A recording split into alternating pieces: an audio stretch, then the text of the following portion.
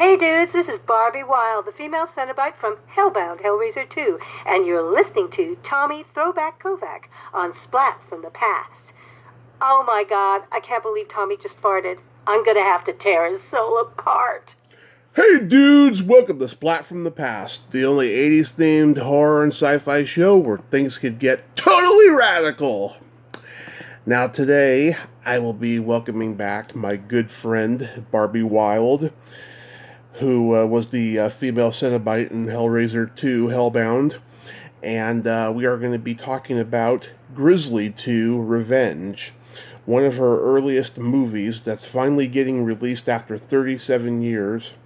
Or it got released, I should say, last Friday, because I interviewed Suzanne C. Nagy, the producer, last Monday, and we're going to just talk about her memories of making the film, and maybe she has a new book she's working on, and just have another entertaining, fun chat with her. I love talking to Barbie. She's a lot of fun. And let's hope tomorrow the people down in Washington will do the right thing. And that's all I'm going to say. So yeah, here is my new interview with Barbie Wilde.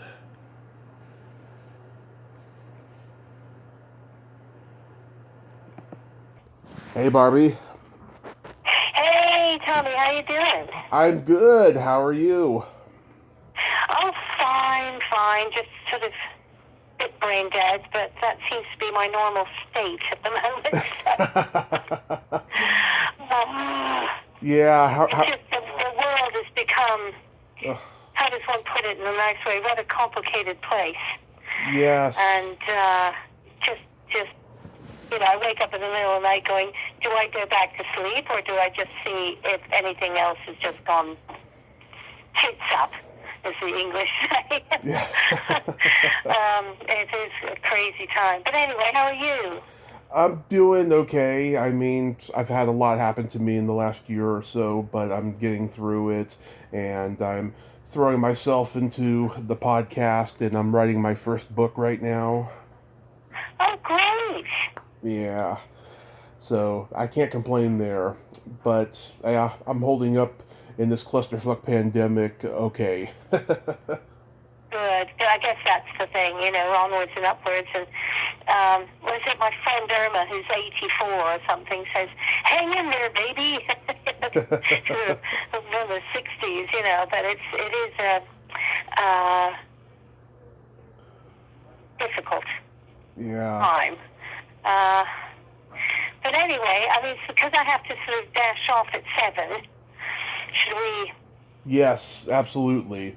So, 37 years ago, and now this movie is finally out. The first time you and I talked, I personally decided not to bring it up because I didn't know whether or not you were under a legal strain to talk about it because it wasn't out. So no, they wouldn't have had the money to do that, I think, back then. Well, it is astonishing, and I did watch it last night in anticipation of this review. I thought, well, I've got to see it, and I have to say, first off, hats off to Suzanne, because she's done, almost an unthinkable job of, what an accomplishment, 37 years later. I don't know the ins and outs about how it's got the funding and stuff, but it looks great. Certainly it's, it's still, it is beautiful, and the, opening shots are breathtaking, and I didn't realize it was actually supposed to be filmed originally in Canada. It was this 1979 project, but also, how things are with movies, it all got delayed and stuff like that, and then all of a sudden they're making it in Hungary. Yeah. But it looks great. But I think in an hour and 15 minutes, it's short. I don't know. Have you seen it yet? I haven't seen it yet, but I know I'll like it because I like these kind of cheesy, low budget, horror movies. Well, I mean, the fun thing is that they've sort of moved it around a bit. I mean, I'll tell you my sadnesses about it, just for personally. Mm-hmm. But so the first thing is, you see, the setup of why the bear's angry and all this sort of stuff, and those shots are done beautifully. And then all of a sudden, slight sort of difference in quality. But you see, there's Laura Dern in totally inappropriate sandals, hiking up this hill with George and Charlie. Yeah. And George is not, he's I think before he's playing the unfortunate fuzzy-headed boyfriend of Roseanne's sister. He had the really big floppy hair, which he chopped off for ER. But, he's, bless them. They're all sort of giving it they're probably always terribly excited being in Hungary. Yeah. But it's that they, Charlie Sheen gives good scream, and but it's about a 4 or 5 minute scene, Mm-hmm. and then spoiler alert, they're eaten by the bear. Yeah. And you don't see a lot.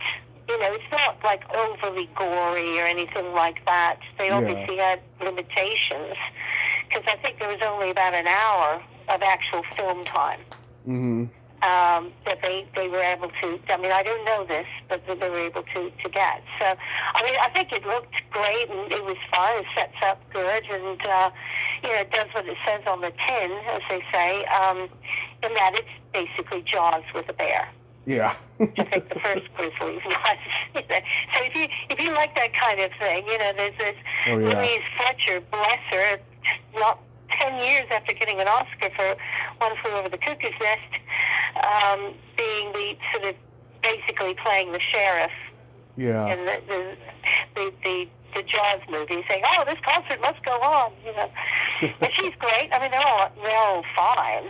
Mm-hmm. Maybe the dialogue's a bit cheesy and all this kind of stuff. But it was, I was going there, and I mean, I was there for like 10 days.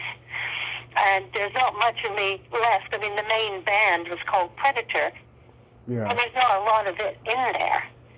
And sadly, this is my sort of complaint, is that the music doesn't really jive with our actions, if you like. It's not that well synced.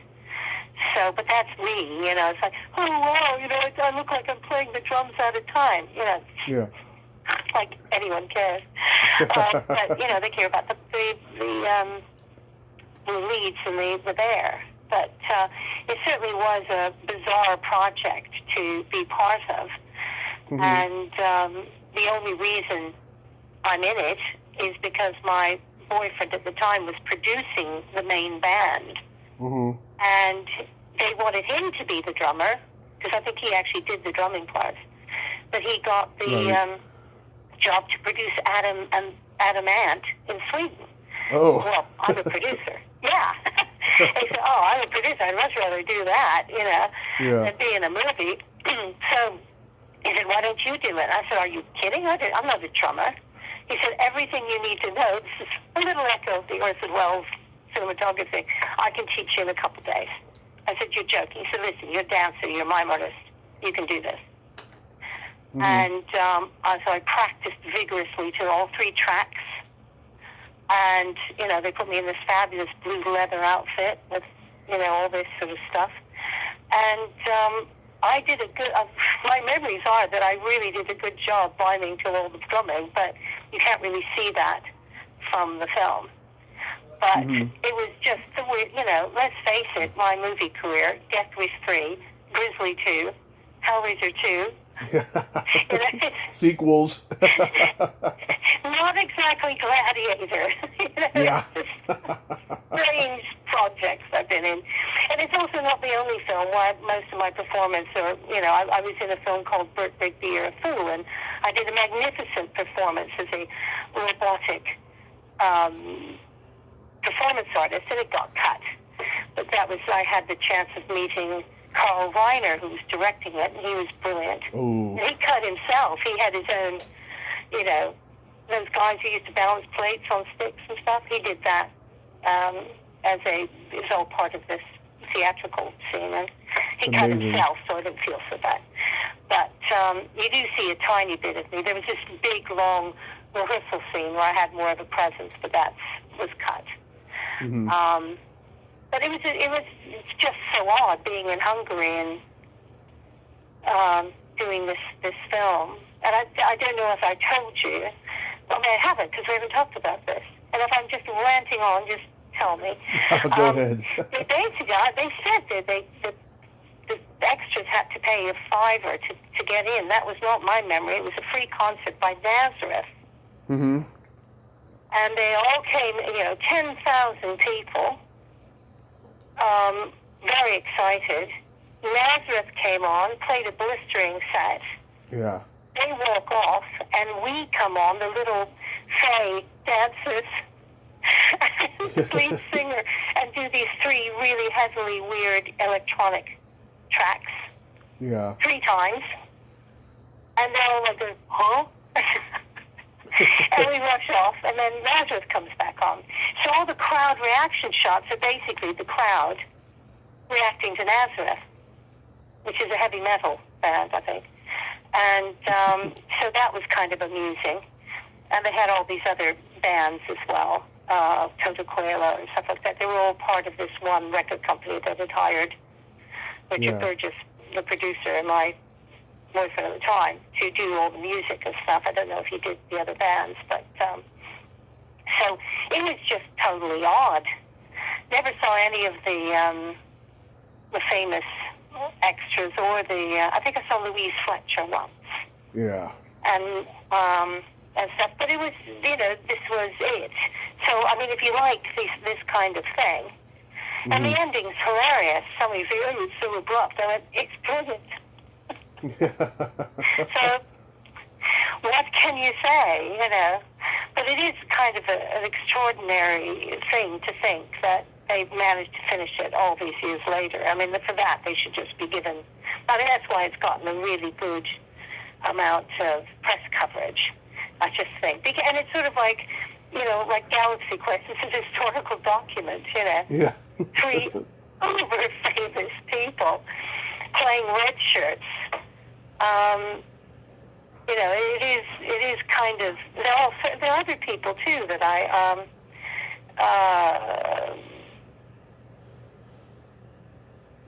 just trying to think now. I'm just trying to find it here. But you got Timothy Spall is in it, and a lot of people who have gone on to do quite interesting things are playing small roles in it. So Deborah Foreman from Valley Girl, she's in it. Sorry, what? Deborah Foreman from Valley Girl is in it. Right, yeah, and then she went on to fame and stuff like that. So, and then, and you still have Deborah Raff and John Rhys Davis, Deborah Foreman, John Inman. Is it John Inman? John Rhys Davies? No. He's the park ranger guy. John Rhys Davies? And they're all sort of familiar faces and stuff like that. So, Yeah. but it is it's interesting for that. But it is I think again because people. I mean, of course, Louise Fletcher and all these people are very professional, but some of the acting is a bit even. I think that's the nicest way of putting it. Steve Inwood, sorry.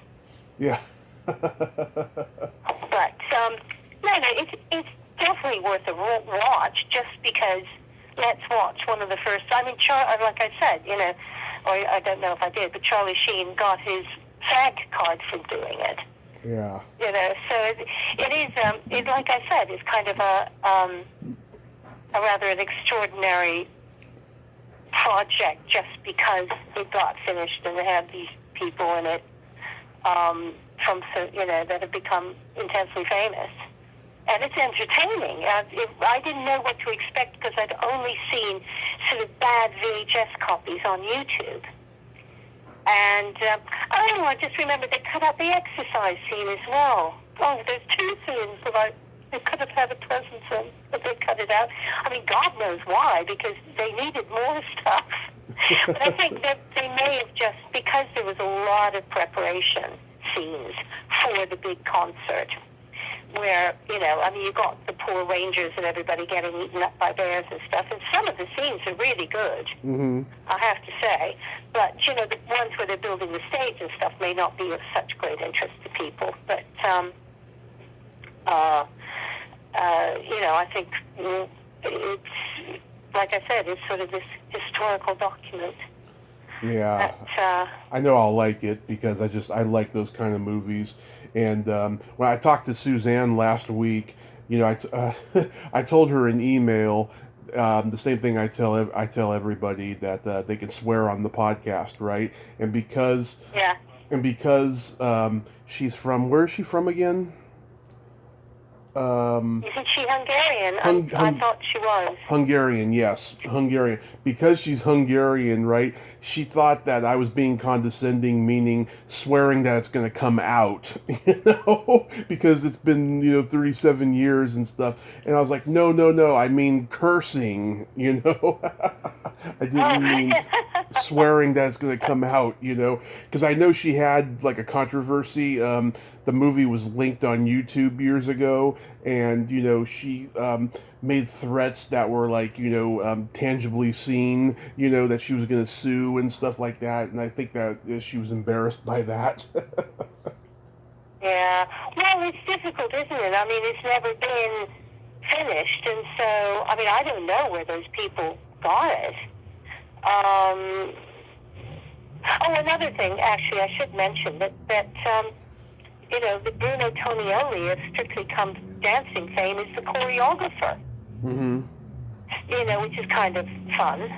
Yeah. I'm just looking up Suzanne now, but it doesn't say where she is from. But I assume, I don't know why, I just assumed she is from... She is from Hungary, yeah. She is from Hungary, yeah. Well, I'd never been to Hungary, and I'd actually looked it up, I don't know, in a library, I suppose. There wasn't on the internet. I was going to say Finland, that's why. I went in to try and buy, I always like to buy the currency when you go to a foreign place. Yeah. Right? And they said, it's controlled. You can't buy it in the UK. You have to change it once you get there. And I went, whoa, that's weird.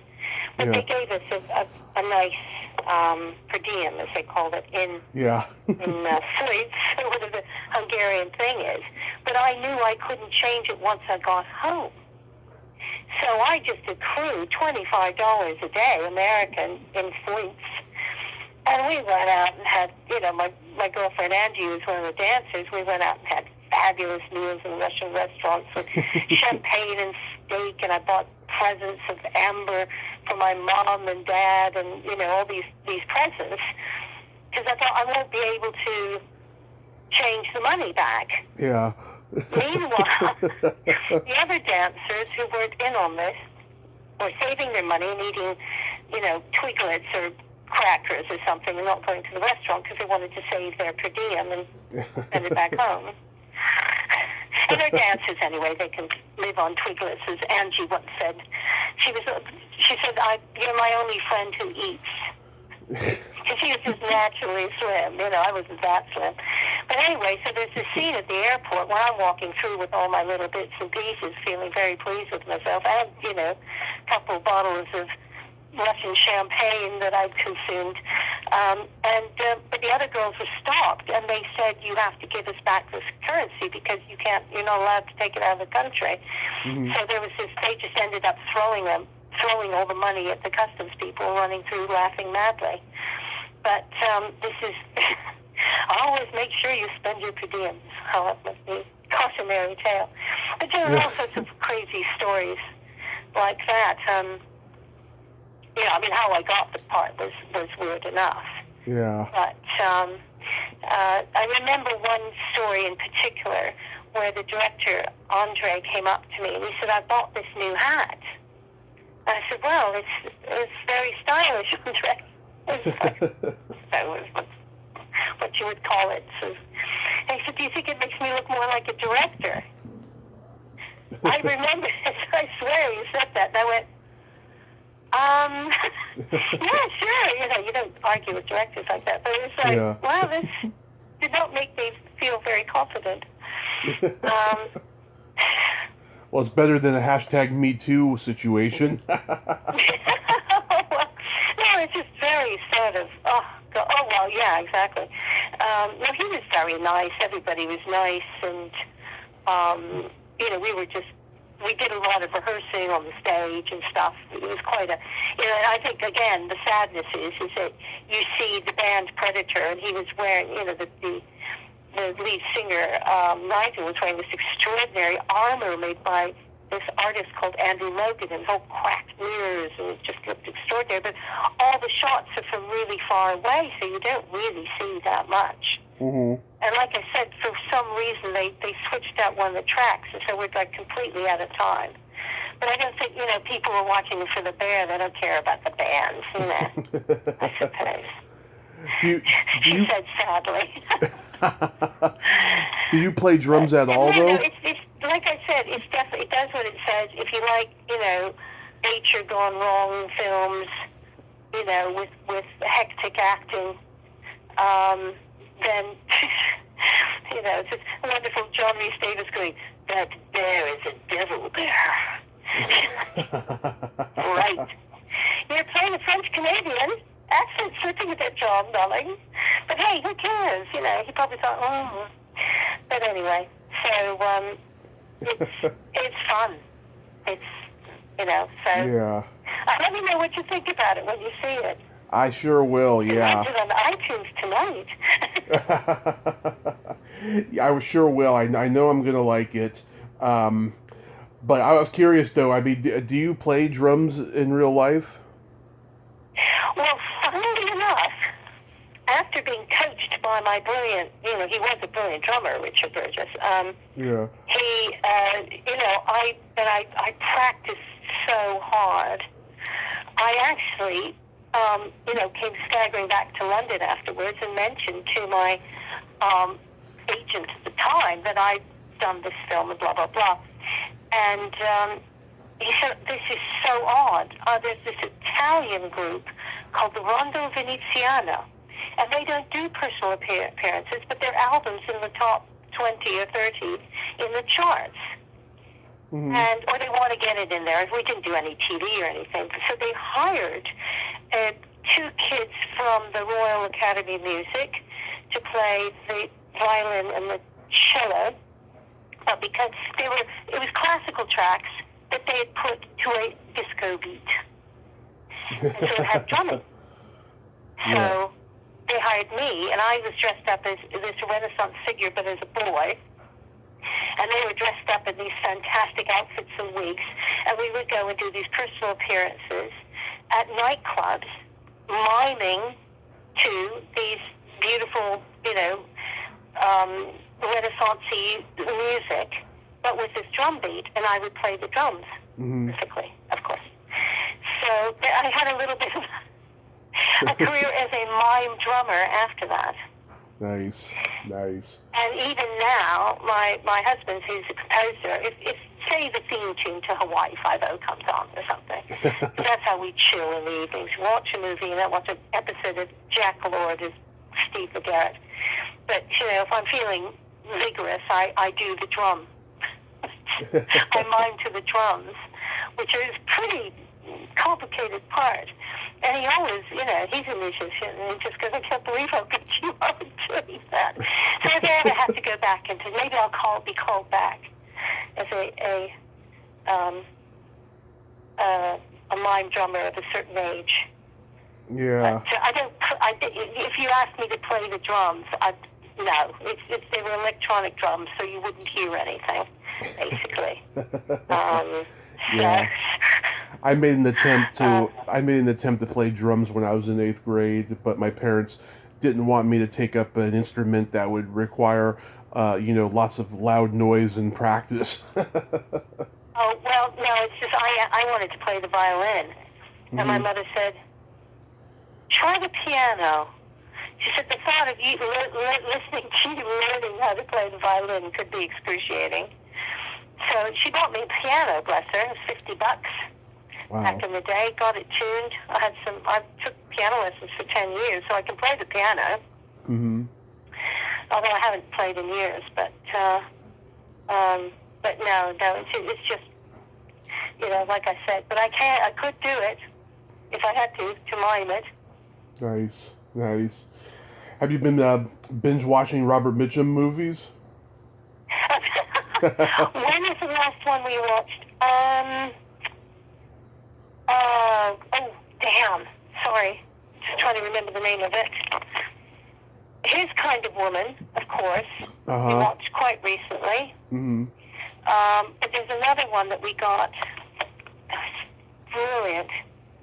Can't Beat Bob. Which one? And of course, His Kind of Woman has, of course, also noted for the fabulous Vincent Price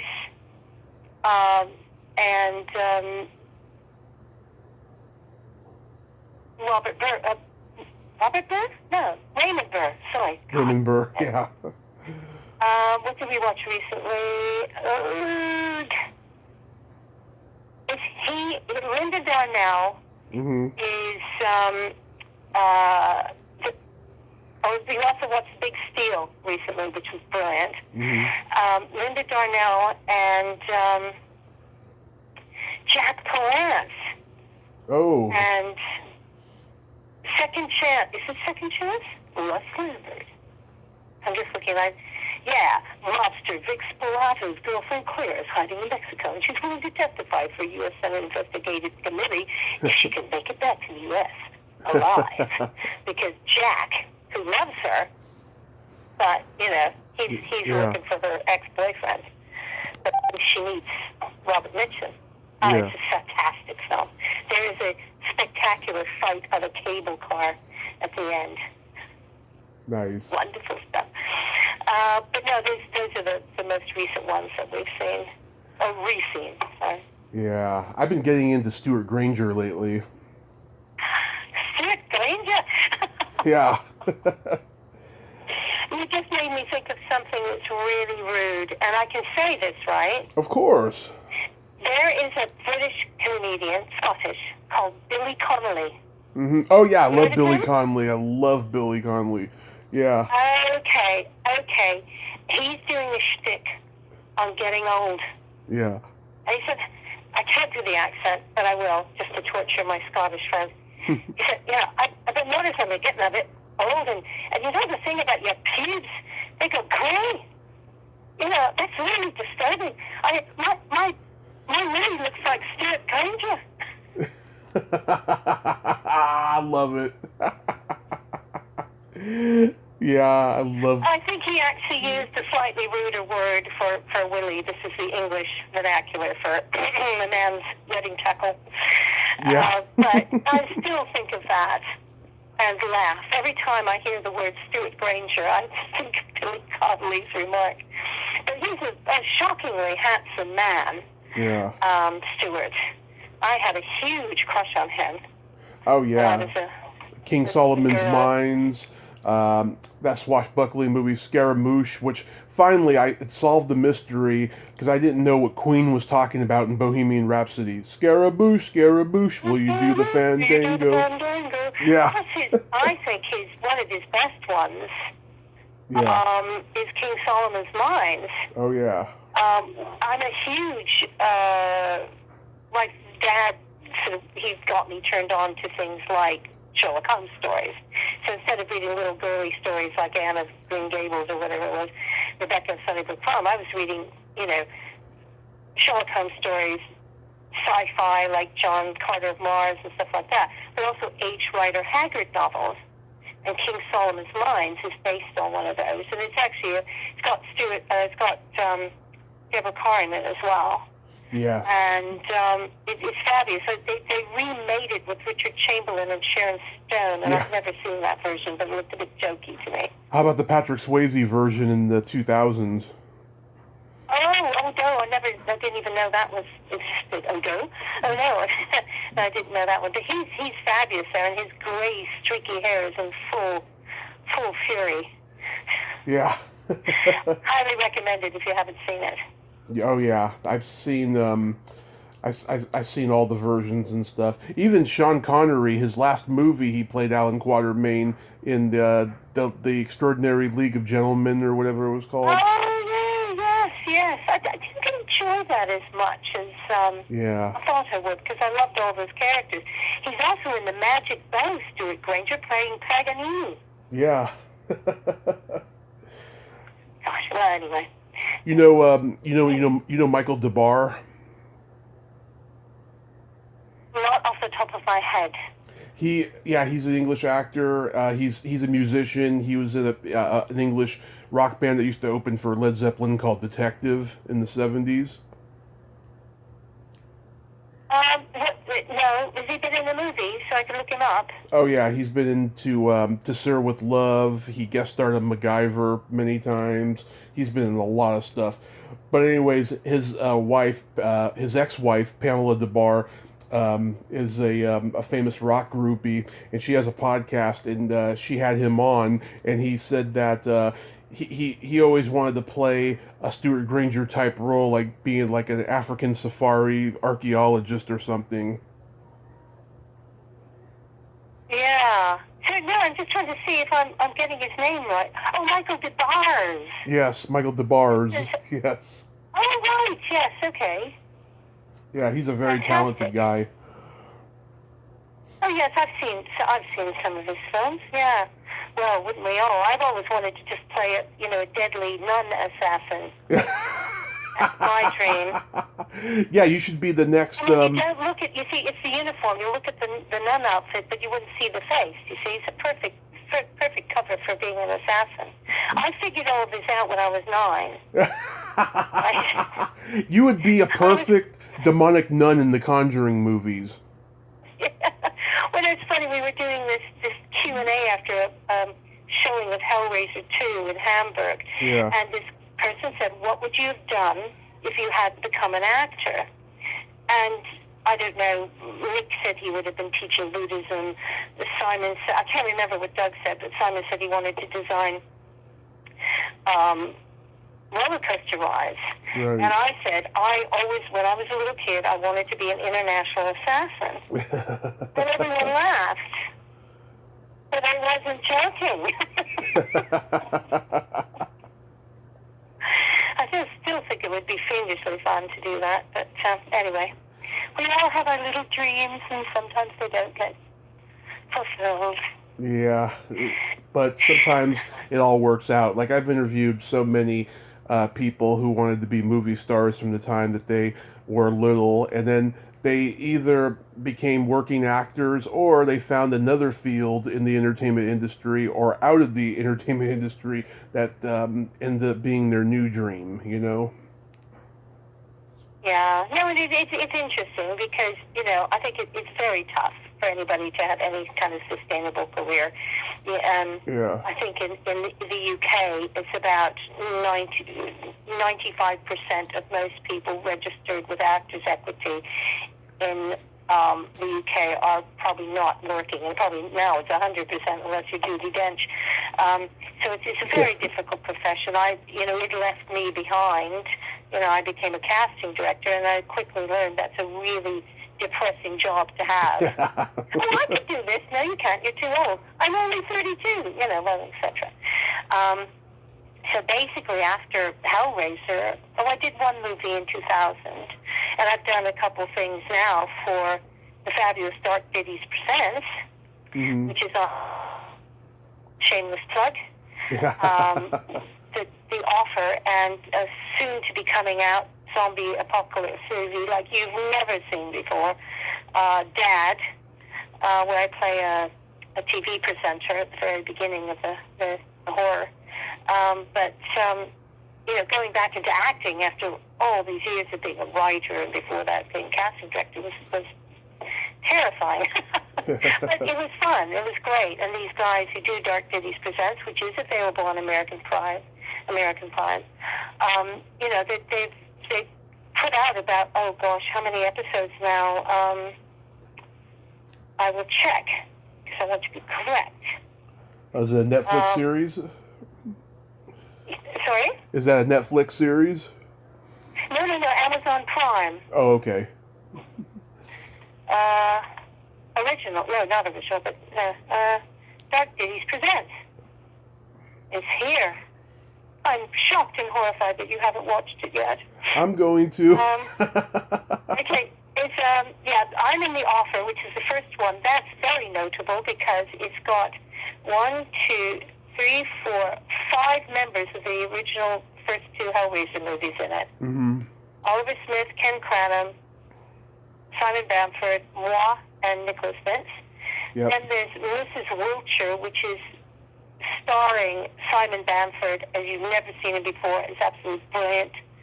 Finders Keepers, and then The Witching Hour, and then the 5th episode, which I'm also in, is called Dad. And it's going to be fabulous. So, looking forward to that coming out very soon. Oh, that's good. I'm not quite sure why I mentioned this. Oh, I think it was just, going back to acting after a long time and how difficult the profession is. I think it's a lot harder now, though, than it was 30, 40 years ago, I think it's just as hard. I think it's, sure you get people who have got the lucky shine and they get things quite quickly, but it's especially hard now. My God, I can't imagine how people are coping in the business. I have a friend in the late 70s. She was a casting assistant at Warner Brothers, and she got to be in the background of so many Warner Brothers movies that came out during that time. She was in Big Wednesday, the Oh God movies, Private Benjamin, a lot of late 70s, early 80s Warner Brothers movies, and I think that's a pretty good legacy, if you're trying to get in. Yeah. Yeah. No. The way I look at it is that if people, and especially since doing conventions and stuff like that, and people come up and they said how much the Hellraiser movies have, twisted their minds or whatever.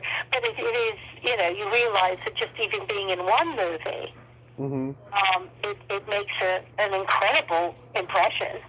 I'm very grateful. I mean, I couldn't do a very good English accent worth beans. That's what do I choose to do but move to England? But I'm in 3 films that, we've had to see how Grizzly 2 fares with the critics. But Death Wish 3. Yeah. Hellraiser 2. And a bunch of TV stuff. And, my recent output with Dark Ditties and, my writing and stuff like that. But still, Hellraiser 2 is an iconic movie. And it's been voted best sequel for a horror movie, in the top 10 for many years. So I'm happy with that.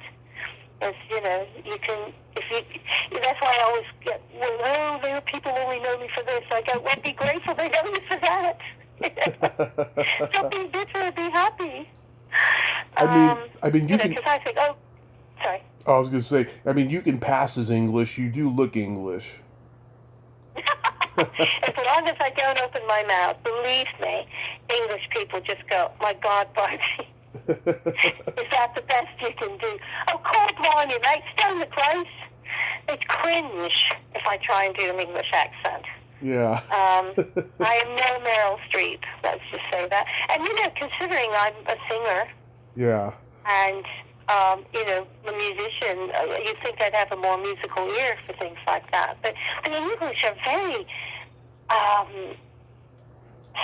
what's the word? They're very fussy. I was going to say surgical or whatever, but they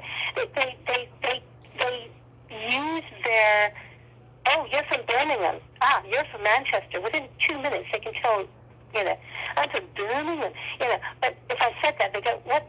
You're from America, right? That's a terrible English accent. They can instantly tell where you're from. Oh, you're from the East End, probably, blah, blah, It's almost as if they were born with that ability to judge accents. Yeah. And so I can never live up to that. But I am part sort of, I'm Scottish. Yeah. Actually, and Irish on one side of the family, and Yugoslavian on the other. So. You're Yugoslavian? Yeah. I hate to say this. Uh-huh. But my mother was, I'm my mother was from Slovenia, where the First Lady is from. Yeah. Ah, yes, Mr. Phelps. You see, I can do very good. Terrible mid-European accent as well, because of all the Mission Impossibles I watched in the 60s. But no, all I just need to do is study Melania's accent, and I could probably do it. But, I'm Croatian. Yeah, so it's a bit of a United Nations here. I'm Croatian on my father's side, Irish, and on my mom's side, I'm Italian, English, and Scottish. Wow, what a combo! Brilliant. Yeah. Yeah. No, this is all, it's great. I love it. Nice mix. And of course, in Canada and the United States, of course, you have a lot more of that because of, everybody comes to America and mixes around and stuff like that. So I can't even remember why I was talking about. Oh, because of my lousy accent ability. Yeah. That's it. I just say, listen, if you want to cast me in something, they've got to be American or Canadian. Yeah. So, or someone can overdub you. Oh, well, no. My voice is my voice. You're not allowed to overdub. Yeah. They did some weird things to my voice in Hellraiser, though, so... Are there any... There was one other thing I was going to say, just as a teaser. Yeah. I'm working on a new project. A new book?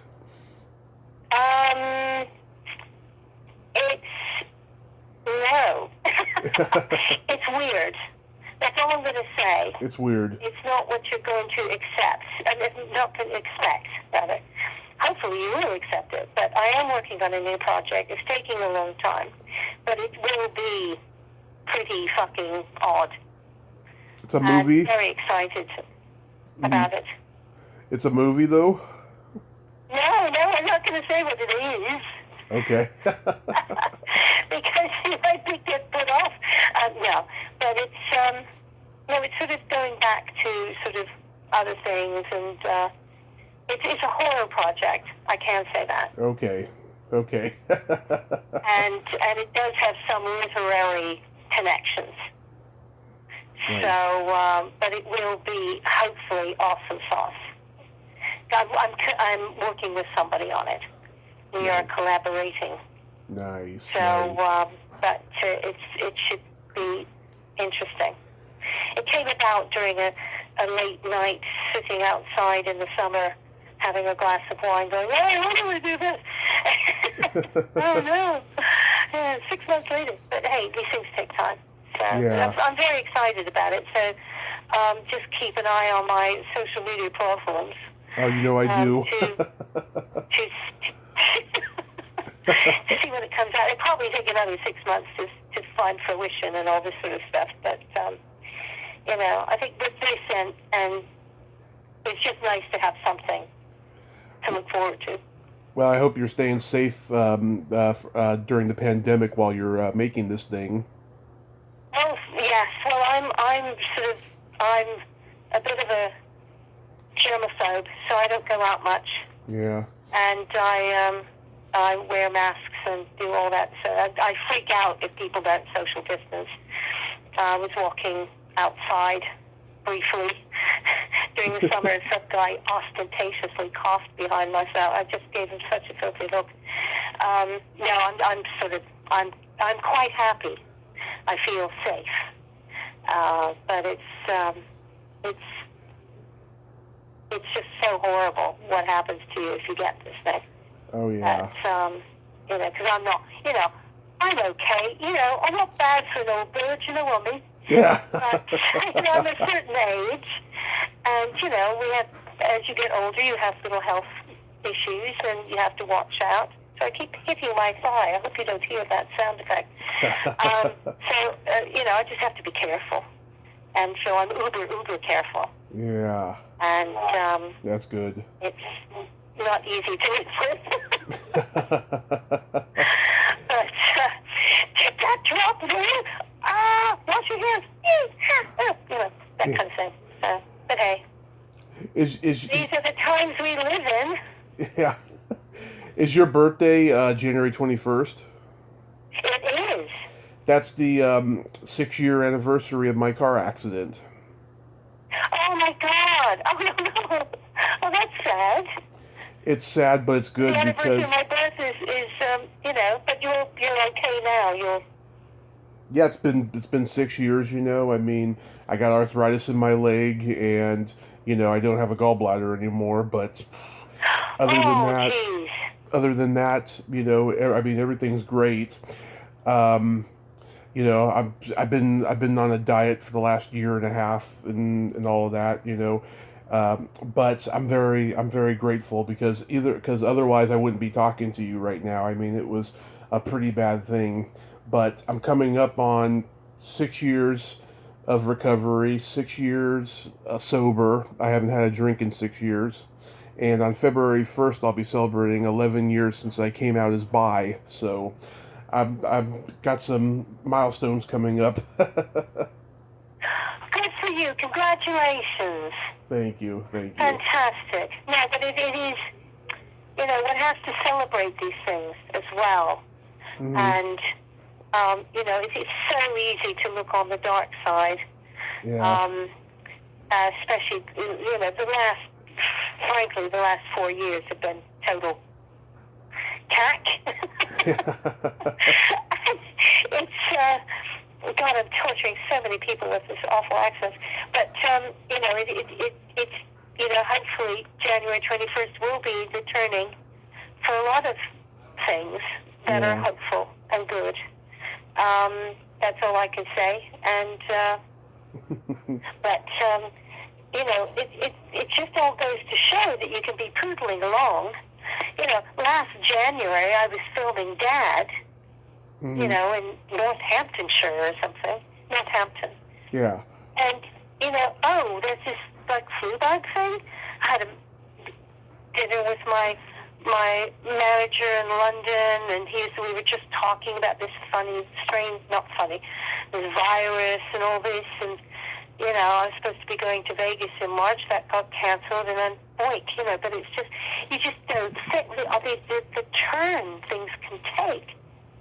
It's quite, and you have no control, and I think that's the thing that one has to remember with nature, or wherever, what you would call this, Mm-hmm. is that things can change like that. Yeah. And you have to be aware of it and appreciate the science and think, oh, how can we fix this, and, and stuff, which people have been doing. As I said to a friend of mine who got a bit depressed, I said, you've got to understand, there are people out there beavering away, working on vaccines, working on a way to save you, a complete stranger. Yeah. Shouldn't that make you happy? It does. That to me is delightful. And that's why I put my faith in scientists and stuff. Other people don't, but that's their lookout. But I think that's the cool thing we have to remember, that there are people out there doing extraordinary things, Mm-hmm. and they just figured out who is it? Yeah. Some drug that everybody uses can explode cancer tumors or something. What? Yeah. How cool is that? It's like this generic thing that's really cheap. There are all these people out there who are working away to help people they don't even know. Isn't that glorious? Yeah. Oh, it's a wonderful, gratifying thing, I think. Have you done any of the virtual cons?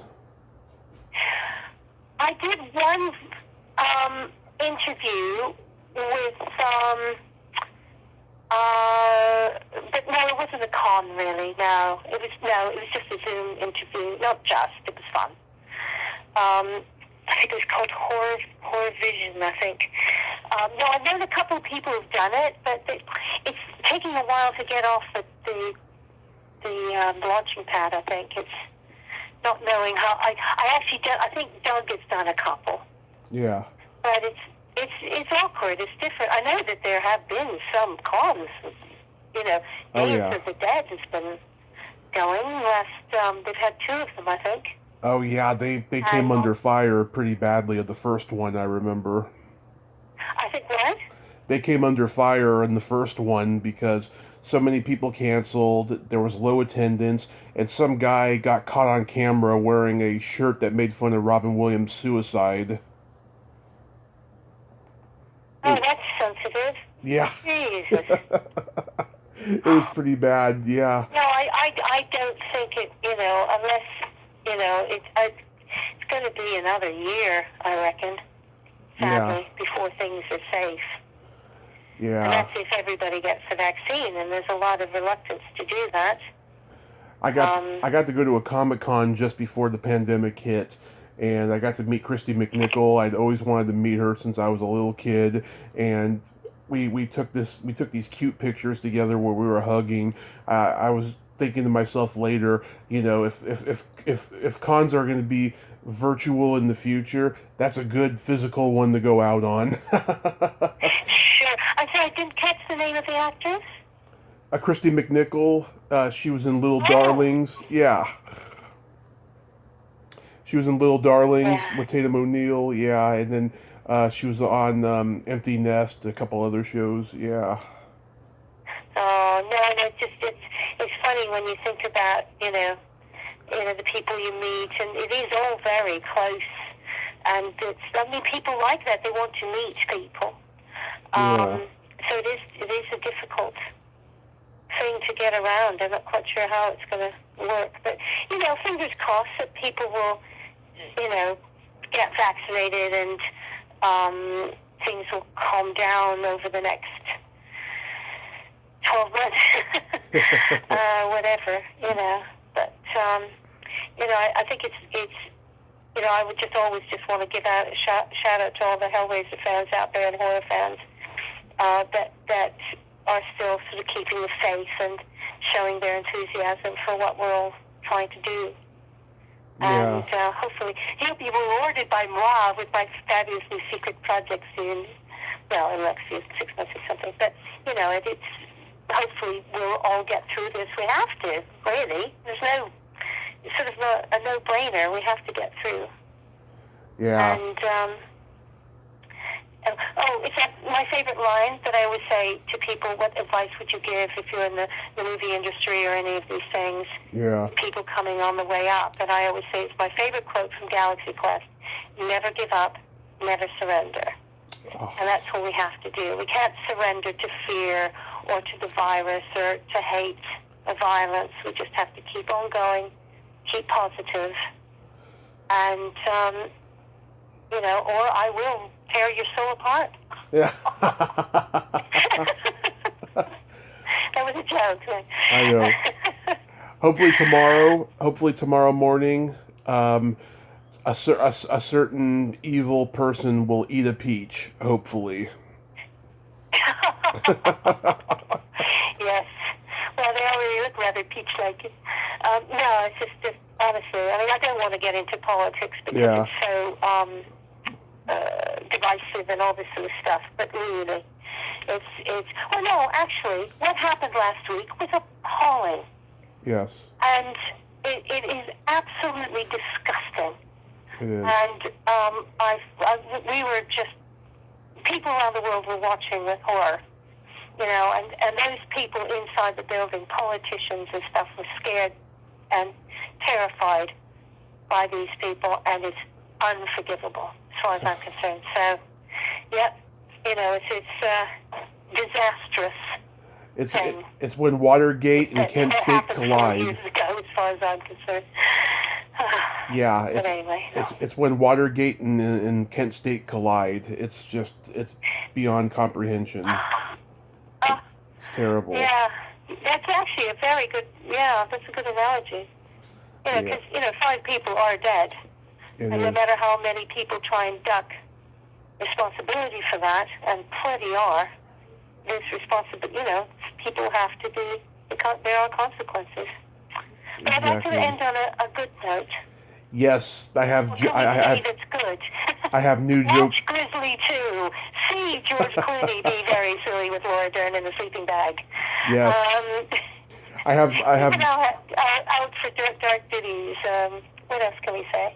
I have new jokes for you. What did what did the elephant say to the naked man? Oh, God. What did he say? Man, how can you breathe through that thing?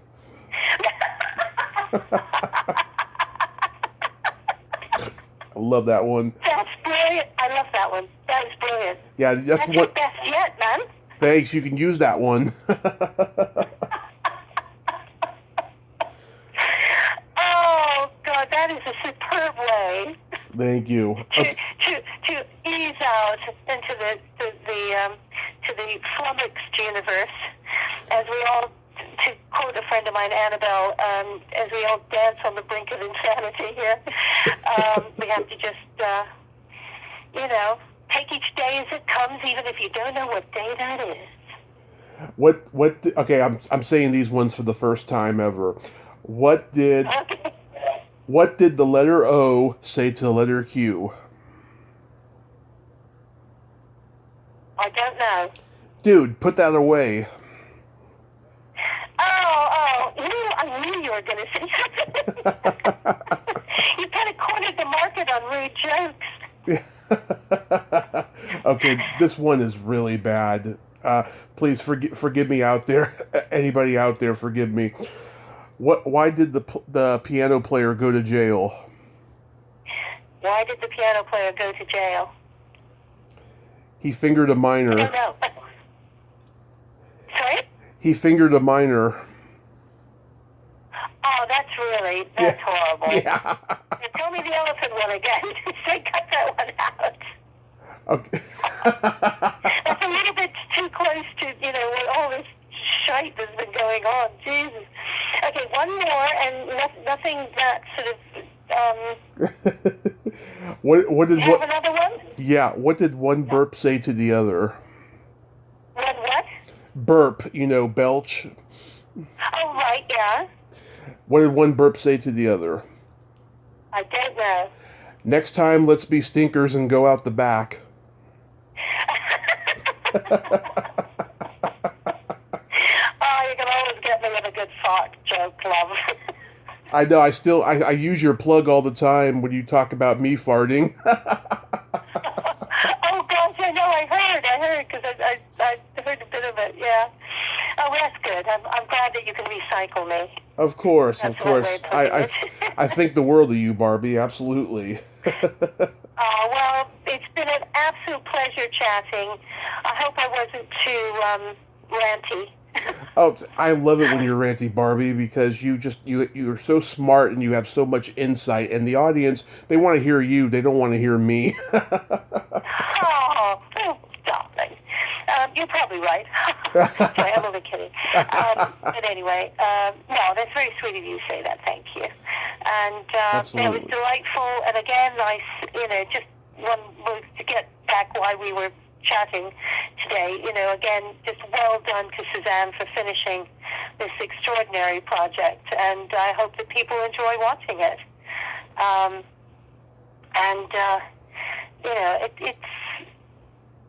It's really, this is what, called perseverance. Yes.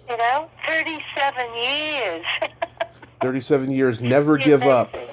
Never give up, because you never know what's going to be the outcome. And yeah. There's only one person I want to give up and surrender. Mm-hmm. As I was saying that, I thought, God, this could be taken the wrong way. Yes, but I think we all know who we'd like to just go away. So let him just go into his little orange shadows. But anyway, thanks again so much for having me on your show. Of course, Barbie. And, like I said, you're one of my favorite people, and I'll let you know how I like the movie, and I'll be looking out for your project, and stay safe because we need you. Love you, and happy 2021. Oh, very happy 2021 to you too.